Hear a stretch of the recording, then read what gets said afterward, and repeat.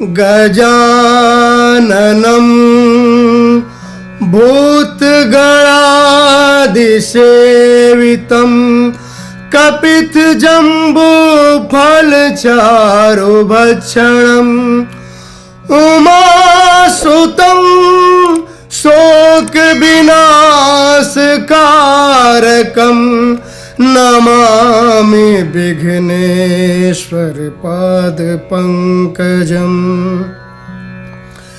श्री राम जी अनंत हैं, उनके गुण भी अनंत हैं और उनकी कथाओं का विस्तार भी असीम है। अतएव जिनके विचार निर्मल हैं वे इस कथा को सुनकर आश्चर्य कभी भी नहीं मानेंगे। राम अनंत अनंत गुना अमित कथा विस्तार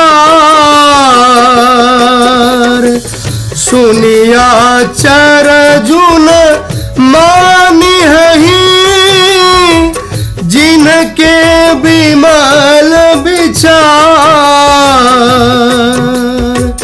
एही विधि सब संशय करी दूरी सिर धरि गुरु पद पंकज दूरी पुनि सबहि बिना वो कर जोरी करत कथा जेहि लागन खोरी सादर शिवहि नाई अब माथा बरनऊ बिशद राम गुण गाथा सम्मत 16 से 31 करऊं कथा हरि पद दर्शीसा नौमी भौम बार मधुमासा अवधपुरी यह चरित प्रकाशा जेहि दिन राम जन्म श्रुति गावहीं तीरथ सकल तहाँ चलिया वहीं तीरथ सकल तहाँ चलिया वहीं असुर नाग खग नर मुनि देवा आई करहीं रघुनायक सेवा जन्म महोत्सव रचहि सुजाना करहि राम कल कीरति गाना। सभी प्रकार के संदेहों को दूर करने और श्री गुरु जी के चरण कमलों की रज को मैं सिर पर धारण करके पुनः हाथ जोड़कर सबकी विनती करता हूं, जिससे इस राम कथा की रचना में किसी भी प्रकार का कोई भी दोष स्पर्श नहीं कर पावे। अब मैं आदर पूर्वक श्री भगवान शिव को शीश नवाकर श्री रामचंद्र जी के गुणों का निर्मल कथा कहता हूं। श्री हरि के चरणों पर सिर रखकर संवत 1631 में इस कथा का प्रारंभ करता हूं। चैत्र मास की 9वीं तिथि मंगलवार को श्री अयोध्या जी में यह चरित्र प्रकाशित हुआ। जिस दिन श्री रामचंद्र जी का जन्म होता है, वेद कहते हैं उस दिन सारे तीर्थ श्री अयोध्या जी में ही चले आते हैं। असुर, नाग, पक्षी, मनुष्य, मुनि और देवता श्री रघुनाथ जी की सेवा करते हैं। बुद्धिमान लोग जन्म का महोत्सव मनाते हैं और श्री राम जी की सुंदर कीर्ति का यशोगान करते रहते हैं। साधु संतों सज्जनों के समूह उस दिन सरजू नदी के पावन जल में स्नान करते हैं और हृदय में सुंदर श्याम शरीर श्री रघुनाथ जी का ध्यान करके उनके नाम का जप करते रहते हैं। वेद पुराण कहते हैं कि श्री सरजू जी का दर्शन, स्पर्श, स्नान और जलपान समस्त पापों को हरता रहता है। यह नदी बड़ी ही पवित्र है, इसकी महिमा अत्यंत सुंदर है, जिसे विमल बुद्धि वाली सरस्वती जी भी नहीं गा सकती। मंगल भवनय मंगलहारी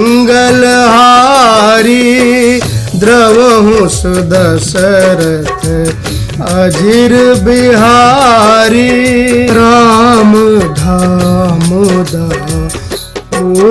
सुहावनी लोक समस्त विदित अति पावनी चारि खानी जग जीव पारा अवध तजे तनु नहीं संसारा सब विधि पूरी मनोहर जानी सकल सिद्धि प्रत मंगल खानी विमल कथा कर कीन आरंभा सुनत न साही काम मददम्भा रामचरित मानस यही नामा श्रवण सुनई पाइय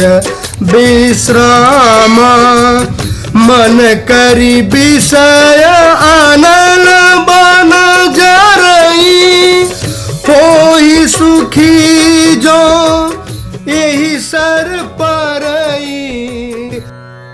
यह शोभायमान अयोध्यापुरी श्री रामचंद्र जी के परम धाम को देने वाली है, सब लोकों में प्रसिद्ध है और अत्यंत पवित्र है।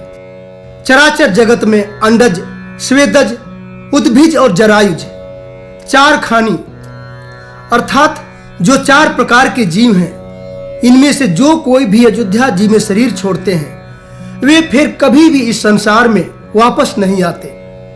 वे सभी इस जन्म मृत्यु के चक्कर से सदा सदा के लिए छूटकर भगवान के श्री धाम में प्रवेश पा लेते हैं। यह अयोध्यापुरी सब प्रकार से मनोहर, सब सिद्धियों को देने वाली है और कल्याण की खान समझकर मैंने इस निर्मल कथा का प्रारंभ किया है, जिसके सुनने से काम, मद और दंभ सभी प्रकार के लोभ भी नष्ट हो जाते हैं।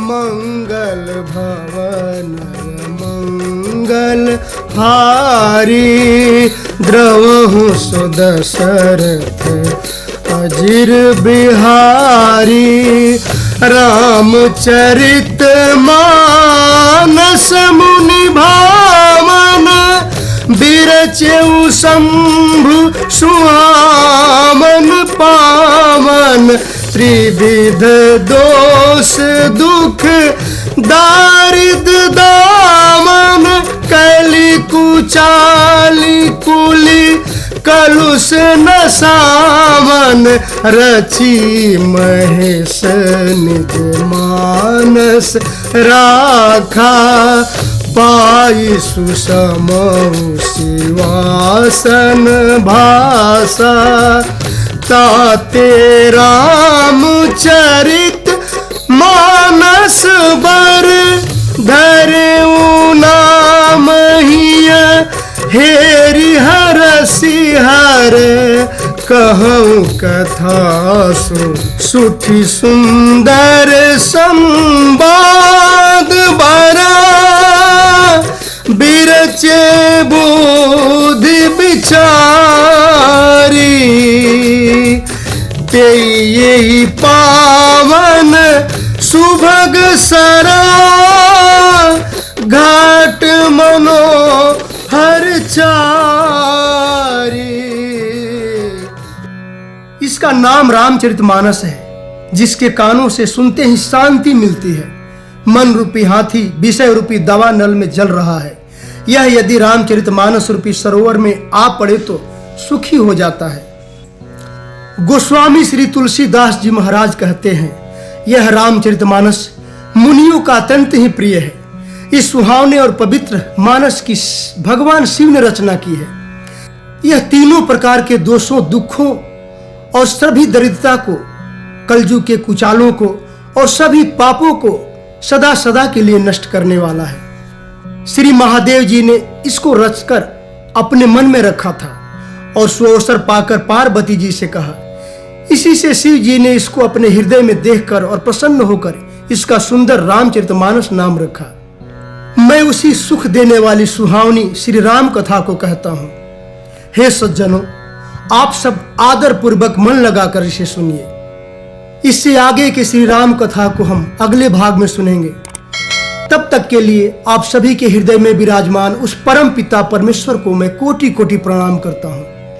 जय श्री राम, हर हर महादेव।